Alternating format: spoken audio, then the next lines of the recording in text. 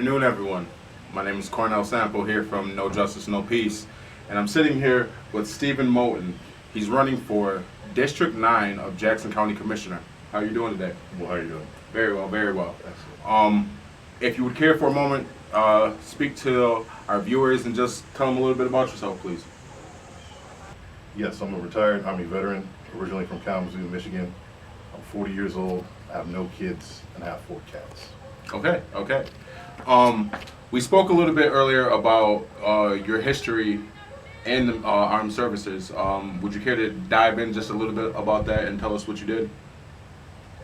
Yes, well, my first job in the Army was a petroleum supply specialist. Then I picked up a secondary job as a motor transport specialist, which is like a truck driver. Okay. And my third job that I was selected for was a 79 Romeo, which is a career Army recruiter. Okay, okay. So the last 10 years of my career, I did professional recruiting for the United States Army. I definitely want to appreciate you for your services, very much so. That's part of the reason why we're able to have this conversation here today. You're running in District 9. Would you care to give us I know it's kind of hard to explain the entire area of District 9, but just a little bit of a generalization of where it is? District 9 covers all the way from Airport Road all the way to Cornell by the Jackson prison. Okay, okay. It's a large area. Okay, okay. Can you tell me a little bit about the things that you feel like you personally can bring to the table if you're elected as county commissioner? Yes, the first thing I plan to bring to the table is direct action for the county residents. Okay. Now, when I say that, I mean the Jackson County Commissioner has 3 duties. It's to set policy, legislative oversight, and constituent services. I see the Jackson County Commissioners too often reacting to the things going on around them and being directed at policy to see and to be set rather than setting their own. Okay. Okay. Can you give our viewers just a little bit of maybe an example of a time where current county commissioners have kind of navigated through their duties to kind of push them aside? Let's clarify. Yes, of course. I know that there have been county commission meetings where topics have been discussed that have nothing to do with, or have very little to do with, the districts that they serve and the actual residents inside the districts. Yes. Last week there was a commission meeting where they were reviewing a policy set from the city sent to the county about a $10 million plan for non-motorized bike trails. So as I watched this meeting, I was overwhelmed with concern and anger that why are we discussing adding extra pavement to bike trails or walking trails in the middle of a pandemic? Why would you spend $300,000 a year across multiple years when on July 31st when the moratorium on rent ends, that could be money set aside for the citizens to tap into, instead of paying a contractor to go dig up land to lay more concrete to walk on. Right. Who's going to be wanting to walk on these trails when they're homeless? Right. And homelessness is a very, very big epidemic in the Jackson community. So I definitely appreciate you bringing light to that from that aspect. I know it's roughly about 40 to 50% of Michiganders that are potentially going to be homeless after the moratorium is completely over and ends. I'm not sure the numbers of the Jackson residents who are up for displacement. As county commissioner, do you think that you would be able to offer services to them, or kind of, in essence, reallocate funds with other county commissioners to the actual communities that need them and the people inside District 9 who need them? Absolutely. It's the third duty I listed earlier for the county commissioner is constituent services. So if we know there's an incoming calamity, it's already happened. It happened when the coronavirus hit. When the CARES Act was approved on March 25th, March 26th, the county commissioners should have already been drawing up plans because the CARES Act had an end date, which is July 31st. Right. So we're far past that. So we need to demand something. If the state can't provide the funds, then we need to come up with partnerships with Consumer Energies or Allegiance Healthcare, these billion-dollar industries, to set up funds that the constituents can go to and apply for to get funding during this historical era of joblessness, homelessness, and food insecurity. And I like the way that you touched on the food insecurity, because there are many children going hungry with parents having no way to get to the food pantry pickups and to the different bus location drop-offs. So that is also a very valid point. I know that everybody is jumping on the bandwagon of systematic racism inside different organizations. Jackson County as a whole is an organization, the people who run it. Do you feel like you can bring change in the county commissioner's office with systematic racism? Do you feel like you would be able to fight battles and make it to the other side come hell or high water? As a combat veteran, I feel confident that I would go in there and demand attention. Because the first thing is, I'm going to bring it up every opportunity that I have for it to be recognized, and demand that my counterparts also recognize systematic racism. Let me tell you how systematic racism exists and how I even participated in my last career field as a recruiter. In the Army, I'm looking for 1 in 10 people may be qualified to join the Army out of the gate. So if I get a deadline, say you have 30 days to find an applicant, go. The first places I'm going to go to are colleges, white colleges, because the chances of them having the ability to pass our test is greater. Those people have gone out and done community service during the application process to go to the college. So they likely don't have a criminal history.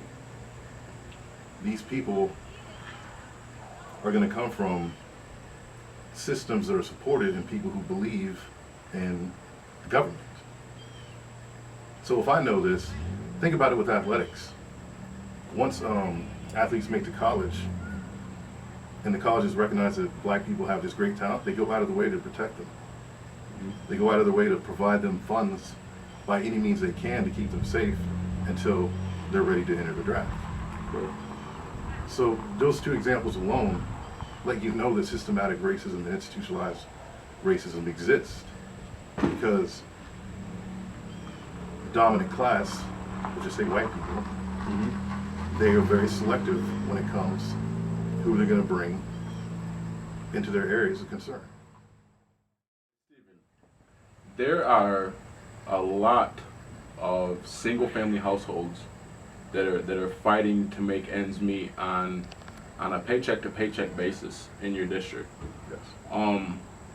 Are there any ideas that you feel like you could bring to the table that could help those residents? Yes. We need to establish rent control within the county without enrolling into a social service like a Section 8 program. If the county looks at the median income as, say, below $24,000 a year, let's round up to $25,000. That means you need to make $7,500 a year. Break that down across 12, that's around $630 a month. Because if we're using the 30% model, 30% of your income should go to rent and utilities. That would be $630 a month for everybody in Jackson. So we need to establish rent control. The second thing we need to establish is universal basic income. And we need to go to the private sector for this. So like I said before, with Consumer Energy and Henry Ford, these are billion-dollar industries. Why not have them set up a fund, because they can get all their money back? It's a tax write-off. Right. It's a tax write-off for them. So if we set up, it's been proven, this $600 plus up for the unemployment that's about to expire has given Jackson residents, for the first time in maybe their lifetime, a breath of fresh air. They're able to not only keep their head above water, but they can wade, they can swim, they can actually go out, and something that communities don't have a concept of is disposable income. So somebody that's retired like myself, I get paid for life. I can go out and spend $100, $200 a month on comic books, when a family would look at that and say, that's wasteful. What are you doing?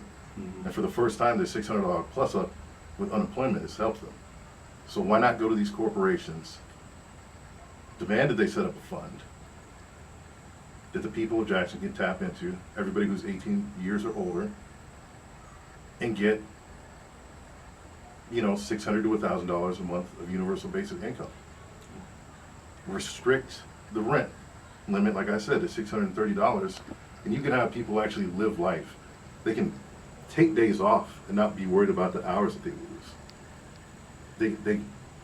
The smallest things. Now the employers, if as a county commissioner, if we reduce the taxes on small businesses, they can employ more people. They can offer them health care, and they can go do something as trivial as rock climbing, Mm-hmm.